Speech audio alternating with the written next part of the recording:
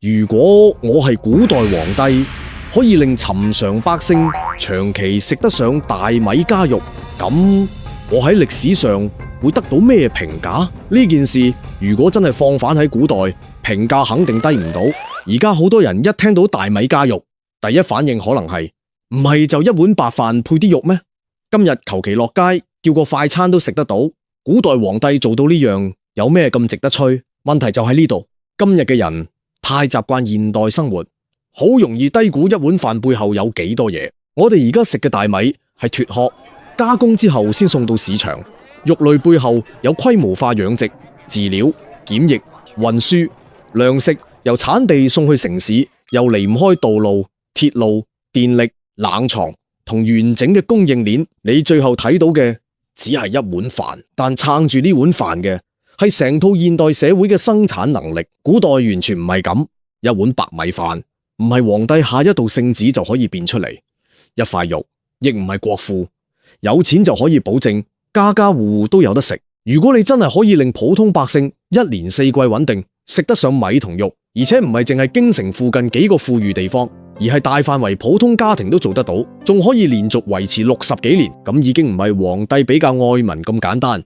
呢個代表糧食產量要穩定，水利唔可以隔幾年就壞，土地兼併唔可以完全失控，農民唔可以年年俾人額外加派，遇到災荒要有倉儲頂得住，糧食要運得出去，亦要運得入嚟。地方官唔可以一路伸手，豪強唔可以隨便囤糧抬價，邊境唔可以隔幾年就打一場耗乾國庫嘅大仗，徭役唔可以重到耽誤農時，養豬、養羊、養雞鴨，亦要有足夠飼料同市場。一件令百姓食得好嘅事，背後其實將農業、財政、交通、吏治、軍事、市場同社會秩序全部拉埋一齊，而且唔係邊一年突然大豐收，而係幾十年都要基本穩定。呢個就真係好難。中國古代好多所謂盛世，真正可以做到嘅，往往都只係令大部分百姓少受一啲折騰，年景好嗰陣可以多儲少少糧，遇到荒年，官府仲識得開倉賑濟，賦役唔好突然加到，人都活唔落去，地方治安仲維持得到。唔好今日土匪，聽日兵亂，一個王朝可以長期做到呢啲，已經足夠令後世史書反覆稱讚。如果再加多一條，普通家庭唔單止食得飽，仲可以成日食到肉，而且持續60年，咁個標準就完全唔同。所以真正嘅問題唔係呢個皇帝會唔會俾人讚，而係你究竟點做到。如果淨係皇帝心善，日日喺宮入面嗌朕要愛民，朕要令百姓有肉食，其實冇乜意思。古代從來唔缺靚話詔書，與民休息，輕宥薄賦，愛養百姓。呢啲說話歷朝歷代都有人講。最難嘅係由詔書去到百姓將飯台，中間嗰段路，皇帝冇辦法憑空生糧。御膳房小煮幾為少，亦救唔到成個國家。真正可以令普通人長期食得好，代表國家嘅生產同分配秩序的確治理得比較順。農民種出嚟嘅糧唔可以一層一層俾人攞走，土地唔可以快到剩返少數大戶有，地方官唔可以今日收正稅，聽日又換個名目再收一筆。糧倉唔可以賬面寫住成倉糧，打開之後全部係沙同爛谷。遇到災年唔可以等到百姓已經開始逃荒先突然諗起要救濟。商人要有辦法將糧食同其他物資送去缺貨嘅地方，農戶養出嚟嘅牲口亦要賣得出去。講到底，百姓食到嘅飯唔係皇帝想嘅，糧係農民自己種出嚟，肉係百姓自己養出嚟。一個好皇帝真正可以做嘅係少啲由佢哋手上攞嘢，同時壓住嗰班想攞更多嘅人，令種田嘅人留得住糧，令做工嘅人買得起飯，令商人可以正常做生意。災荒嗰陣有人托底，地方官唔敢借救災發財，豪強唔可以趁糧價亂嗰陣連百姓最後少少家底都食乾抹淨。百姓真係要念你好，念嘅亦唔係皇帝賞我一碗飯，而係呢個年頭仲可以正常過日子。古代百姓冇我哋想象中咁簡單，唔係俾啖粥就會感激到痛哭流涕。中國古代講民生，亦從來唔係淨係講餓唔死，講倉廠實，講衣食足，講百姓安。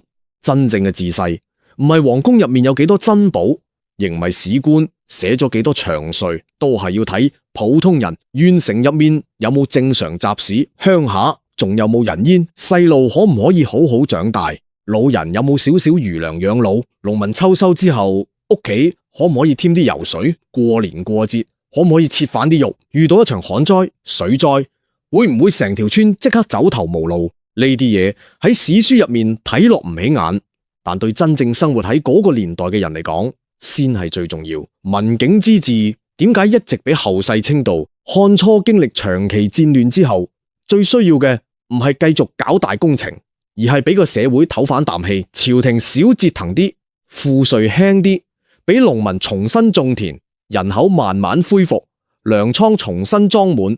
貞觀點解評價高？亦唔係因為唐太宗講嘢好聽，而係亂世之後，佢至少知道國家唔可以一路往百姓身上加碼，用人、納諫、控制開支、恢復生產呢啲事做得比較到位。開源點解令後世念念不忘？因為嗰段時間唐朝嘅人口、財政、交通、商業、文化的確發展到相當高水平。杜甫後來回憶開元盛景，嗰啲詩之所以令人有感覺，就係因為後面經歷過大亂，大家先更加明白原本嗰種安穩到底有幾難得。但就算係歷史上呢啲頂級盛世，都唔可以話普通人家家戶戶一日三餐白米配肉。地方之間有差別，貧富有差別，年景有好有壞，邊防要使錢，官僚系統亦會出問題。盛世唔係所有人突然過上現代生活，更多時候只係國家比較穩定，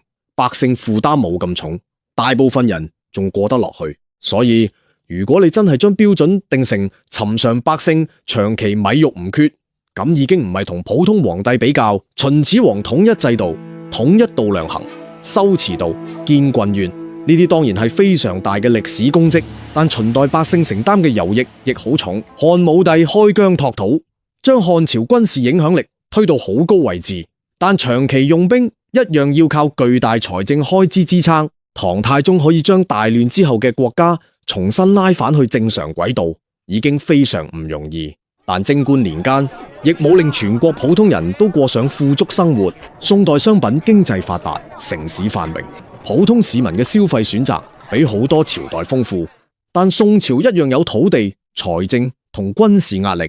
明清時期人口快速增長，市場擴大，新作物傳播，一啲地方生活的確唔差，但人多地少，災害、賦役呢啲問題從來冇消失。歷史上嘅明君一般都係喺幾個重要領域表現突出，有人擅長打仗，有人擅長恢復生產，有人識用人，有人控制到財政，有人整頓到吏治。但你呢個設定係直接將最難嘅民生問題解決咗，而且關鍵係普通百姓。古代唔係冇好嘢，米有、肉有、酒樓有，筵席一樣有。問題一直都係呢啲嘢邊個有份？如果淨係皇宮同大戶人家日日食得好好，普通農民仲喺度擔心下一季糧食，咁都算唔上真正盛世。最難嘅係將成個社會底層托住，令大部分人嘅日子唔好誇。你真係做到呢一點，後人就算對你其他方面有意見，對你嘅總體評價都好難低。因為普通人判斷一個時代唔會先睇皇帝有冇文采，亦唔會先問疆域比前朝大咗幾多，更多時候就係睇幾樣嘢：地好唔好種，稅重唔重，條路安唔安全，糧價貴唔貴，官府講唔講道理，遇到災年有冇人理。如果你在位60年，普通人屋企個米缸長期唔空，個鑊成日見到肉，細路營養唔會太差，荒年仲有官倉救命，咁留下嚟嘅民間記憶一定會好深。老百姓未必記得你一大串嗜好，佢哋可能只會講一句：嗰陣時日子好過。呢一句其實已經好重，不過想令百姓真正過到呢種日子，絕對唔係一句人證就搞得掂。你愈想認真做，得罪嘅人反而愈多。皇帝名義上擁有天下，但地方上真正日日同百姓打交道嘅係縣官、稅吏、地主、宗族、鄉紳、商人同各種地方勢力。你想減少盤剝，就一定會掂到佢哋利益；你想糧價穩定，就要管囤積；你想災年有糧，就要查倉庫；你想農民唔誤農事，就要壓徭役；你想控制土地兼併，就一定會得罪大戶。你想增加肉類供應，就要令養殖發展起嚟，仲要有足夠飼料同市場。你想貨物流通，就要修路、疏河，仲要減少亂設關卡。你想地方官真正理民生，考核方式亦要跟住改，唔可以淨係睇佢今年交咗幾多稅。呢啲事冇一樣係輕鬆，因為以前好多人賺錢過舒服日子嘅方式，就係由普通人身上多攞一啲。你令百姓多留一啖糧，就代表有啲人少攞一啖。你令賑災糧真係入到災民個肚，就有人少咗一次發財機會。你唔俾地方隨便加派，地方就會新錢唔夠使。所以一個真係可以將呢套嘢做落去嘅皇帝，絕對唔可以淨係有善心，仲要有手腕、有執行力，知道邊個用得，邊個用唔得，管得住財政，壓得住地方勢力。更加重要嘅係，佢要頂得住，要堅持落去。古代最大問題之一就係政策由京城出發嗰陣好好，去到縣城已經變晒樣。皇帝話輕宥薄賦，下面換個名繼續收。朝廷話開倉救災，地方先將好糧換走。皇帝話唔准擾民，下面啲人就換另一種方式繼續搞。呢啲事唔係古人唔知道，而係成套官僚體系運轉起嚟之後，想改真係好難。你真係可以逆住呢種慣性行60年，就證明你唔單止係一個好皇帝，你仲要真係識制度。因為真正好嘅治理唔可能靠皇帝日日親自盯住每個縣嘅糧倉。你要令好官做事唔會蝕底，令壞官出事有代價，令農民覺得種田有活路，令商人覺得正常做生意比囤貨冒險更加划算，令地方知道民生真係考核一部分。最後形成一套唔需要皇帝每一件事親自拍板都可以正常運轉嘅秩序，呢個先係最難。好多皇帝前10年好勤政，後面一鬆馬上出問題。好多朝代靠幾個能臣頂住，能臣一死，局面就變。有啲所謂盛世只係啱啱撞正，風調雨順，一遇上連續災荒，馬上現形。如果你可以穩定60幾年，就唔可以靠運氣，亦唔可以靠前朝積落嚟嘅糧倉硬食，更加唔可以攞未來幾十年嘅資源換今日幾年好睇。60年差唔多已經覆蓋2、3代人。一個細路出世嗰陣，屋企日子唔錯，等到佢成家，日子仲係唔錯，之後連佢啲孫都冇經歷過太大嘅民生崩潰，呢種體驗會變成成個社會共同記憶。之後嘅皇帝遇到問題，就會有人拎你嗰段時期嚟比較。後來士人講治國，亦會研究你當年嗰套制度。百姓遇到苛政，會懷念過去，甚至皇朝後來出事，都可能有人講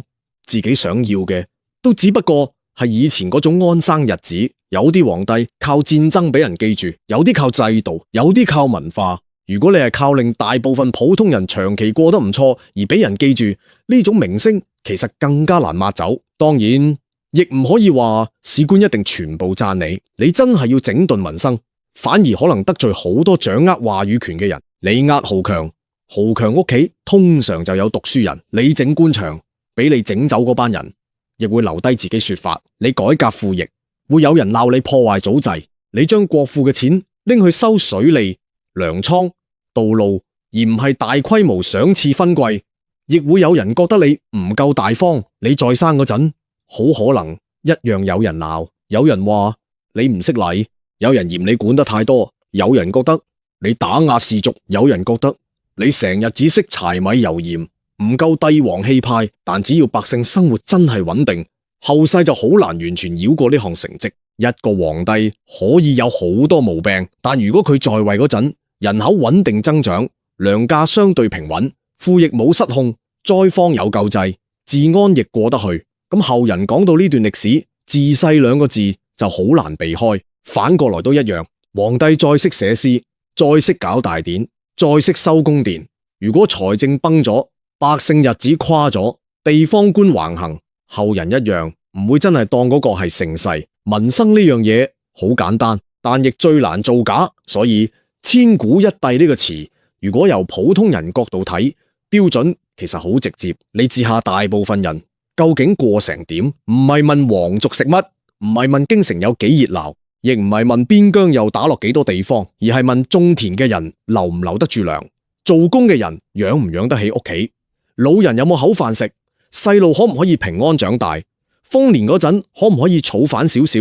荒年嗰陣仲有冇退路？如果呢啲你全部都做好，歷史評價自然會高喎。更何況你個設定仲唔係比以前好少少，而係令普通百姓穩定，食得上大米同肉。古代嘅肉同今日唔一樣，今日好多人肉食得太多，仲要減脂。古代普通人長期做重體力勞動，肉代表油脂、蛋白質，亦代表身體更有力。如果普通農戶長期有足夠主食，又可以穩定補充肉類，細路、身體、成年人、勞動能力、家庭面對災荒同疾病嘅承受力都會唔一樣。家庭日子稍為有啲餘力之後，其他嘢先會慢慢出現。有錢收屋，有錢添工具，有餘糧可以賣，可以去市集買其他嘢，甚至有條件俾細路識幾隻字。商業同手工業亦會跟住有市場。所以好多所謂盛世嘅繁榮，真正起點唔係皇宮，而係普通家庭手上有冇少少剩餘。家家戶戶都只夠勉強餓唔死，市場根本好難真正繁榮。百姓手上有少少餘錢，先會有人買布、買工具、修屋、落管、趁墟。古人講倉廠實而知禮節，當然唔係話人一食飽就自動變君子，只係最基本生活都唔穩定嗰陣，好多制度、教育、文化其實都冇太穩固嘅基礎。所以如果你真係長期解決咗普通人食飯問題，影響絕對唔止係餐桌，成個社會狀態都會跟住變。不過亦唔可以行去另一個極端，好似古代普通人永遠都食唔飽飯，呢個都唔啱。中國古代農業技術並唔差，水利、精耕細作、福種制度、農書，仲有唔同地區累積落嚟嘅種植經驗，都發展得好早。喺長期穩定、年景比較好嗰陣，唔少地方嘅農民日子其實冇想象中咁慘，米麥食得到，蔬菜瓜果都有，節慶仲可以整啲麵食、點心。城市入面嘅飲食就更加豐富，所以唔可以將古代想成個個日日逃荒，但同樣亦唔可以將幾個繁華城市、幾個江南富縣直接當成成個天下。古代民生最大問題就係波動大，地方唔同，生活差好遠。一個豐年同一個災年可能完全係兩個世界，一個地方官一換，政策都可能跟住變。一場仗打過嚟，之前儲落嘅家底可能即刻冇晒。所以你呢個設定最誇張嘅地方，唔單止係食得好，而係穩定，持續60幾年穩定，本身就已經係非常高嘅治理標準。呢個代表國家有能力頂災荒、頂戰爭、頂糧價波動、頂官員更替。就算某一年收成差，都唔可以即刻令一大片地方跌入絕境。當然，亦有人會講，皇帝可以靠打仗，由外面搶資源翻嚟養國內百姓，短時間梗係可能喎，但嗰個唔係穩定辦法。對外擴張本身就要大量使錢，軍隊要食飯，運輸要錢，打輸咗仲可能賠得更多，靠搶翻嚟嘅資源維持生活。一旦戰爭停咗，或者撞到更強對手，成套體系就會出問題。真正穩定嘅民生只可以建立喺自己嘅生產同分配體系上。同樣，如果你為咗令數字好睇，強行要求地方家家有肉，最後全部造假，咁亦冇意思。百姓有冇食飽，唔係報表決定，市場糧價知道，農民屋企嘅糧缸知道，冬天有冇餘糧知道。一個時代真好定假好，長期根本呃唔到人。如果你真係做到呢一步，甚至可能會改變後來評價皇帝嘅標準。後面啲皇帝再話自己愛民，就唔可以淨係寫詔書，人哋會拎你出嚟比較，糧價點，賦稅點，水利有冇收，荒年有冇糧，地方官敢唔敢亂嚟，普通百姓係咪真係感覺日子好過咗？你等於幫後來嘅盛世定咗一個好難達到嘅標準。呢種情況之下，你嘅名聲好可能會被推到非常高。官方史書入面大概率會將你寫成人主、聖主，民間對你嘅評價可能更加直接，就係嗰陣時日子好過。後來政治家會研究你嘅財政同吏治，農民會記得你嗰陣水利賦役做得點，商人會記得道路通唔通，稅重唔重。唔同人記住你嘅原因可能唔一樣，但最後都落喺同一點：生活穩定。當然，你最後嘅歷史評價仲要睇晚年。中國歷史上前面做得好好，後面自己將明星玩爛嘅皇帝？唔係冇，李隆基就係最典型例子。開源有幾好，後面落差就有幾刺眼。如果你令百姓過咗60年唔錯嘅日子，最後幾年卻因為接班、財政、奢侈或者戰爭，將成套體系玩爛，後人反而會更加可惜。因為人一旦知道好日子係點，再失去嗰陣，感受一定更強。所以你呢個設定入面持續60餘年，其實比米飯加肉更加關鍵。呢個代表你唔可以淨係啱啱登基嗰陣勤政，你要幾十年都唔可以太糊塗，仲要管得住身邊人。晚年唔可以徹底躺平，繼承問題唔可以亂，地方吏治唔可以重新難反，制度亦唔可以全部靠你一個人頂住。呢個好難。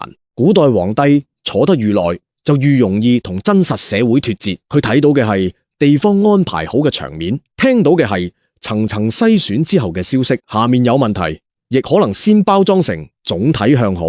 時間一耐，皇帝真係好容易覺得天下太平，所以一個人坐喺皇位幾十年，仲知道基層究竟發生咩事，本身已經好唔容易。佢要明白，百姓唔造反，唔代表百姓滿意。糧倉報上嚟有糧，唔代表真係有糧。稅收完成得靚，亦唔代表地方冇俾人榨乾。如果你一直冇俾呢啲嘢呃到，評價自然會再上一級。中國傳統治國最核心嘅嘢入面，糧食一直排得好前。點解歷代都重視農業？因為糧食一斷，咩制度都撐唔住。點解要收水利？因為農業太受天氣影響。點解會有常平倉、義倉、社倉？就係為咗喺豐年同荒年之間留一啲緩衝。點解賦役、土地同財政一直都係改革重點？因為國家要錢，百姓亦要生活，中間一失衡，問題好快就會出現。如果你可以令普通人長期米肉唔缺，就代表呢個平衡做得非常好。朝廷有財政，但冇無限由百姓身上抽；軍隊有供應，但冇將沿途百姓食乾；地方有能力辦事，但唔可以隨意加碼。市場可以賺錢，但唔可以俾少數人隨便控制糧價。災荒嚟到有準備，而唔係臨時先嗌口號。呢種治理唔單止令百姓舒服，對王朝本身亦非常有利。好多大亂最初都唔係邊個突然想造反，通常係財政先緊，跟住賦稅加重，糧價上升，地方官亂嚟，百姓失去活路，最後再撞上一場災害或者戰爭，就好容易出大事。普通人只要仲可以正常過日子，大部分時候都唔願意拎全家性命去賭，所以令百姓有飯食，有少少盼頭，本身就係王朝最穩嘅根基之一。如果真係做到呢一點，後人唔會淨係評價你善良，更多會覺得你真係識治國。秦王、漢武嘅名多數同統一、戰爭、制度擺埋一齊。唐太宗係典型全能型明君，而你最大標籤可能就係將民生做到古代帝王好難達到嘅程度。呢種成績甚至比好多大工程更加難爭議。疆域擴到幾大可以爭，戰爭值唔值得打可以爭，宮殿同工程有冇必要亦可以爭。但普通百姓長期生活穩定呢件事本身好難講成係壞事。所以如果真係有咁一個皇帝，可以令大部分普通百姓一日三餐有煮食，成日有肉，仲持續60餘年，佢喺歷史上嘅評價肯定遠遠唔止好皇帝咁簡單。但呢度亦唔可以將所有功勞全部算落皇帝一個人身上。糧係農民種，肉係百姓養，路係人修，糧倉有人管，貨物有人運，水利亦係無數人一代一代收出嚟。皇帝真正犀利嘅地方係將方向定啱，將制度理順，少製造一啲冇必要嘅消耗，再將破壞秩序嗰啲人壓落去。佢唔係想天下人一口飯，而係令呢個國家唔好將百姓自己嘅勞動成果攞得太狠。知道天下真正靠咩撐住，唔係宮殿，唔係排場，而係田地、河渠、糧倉、道路，仲有千家萬戶每日升起嘅炊煙。中國古人好早就知道水能載舟，亦能覆舟，亦知道得民心者得天下。呢啲道理從來都唔新鮮，難嘅係做到。如果一個皇帝真係可以將呢啲說話由書上嘅道理變成普通人飯台上嘅日子，咁佢喺官方史書入面大概會被稱為聖主、人均士人會研究佢嘅治國方法，農民記得嗰陣負擔輕，糧食夠；商人記得道路通，市場穩；普通百姓可能根本唔理咁多，只記得一句嗰陣時日子過得落去。一個皇帝可以令咁多人用唔同方式記住佢，評價已經唔會低，因為有啲皇帝只活喺史書入面，有啲皇帝只活喺故事入面，但真正好嘅時代會留喺普通人嘅生活記憶入面，而生活入面嘅成績往往最難抹走。呢度係越講越有古，歡迎喺留言區講下你嘅睇法。中意呢類由普通人生活出發，重新睇中國歷史嘅內容，記得俾個讚，訂閱越講越有古，再撳埋小鈴鐺。我哋下期繼續講古。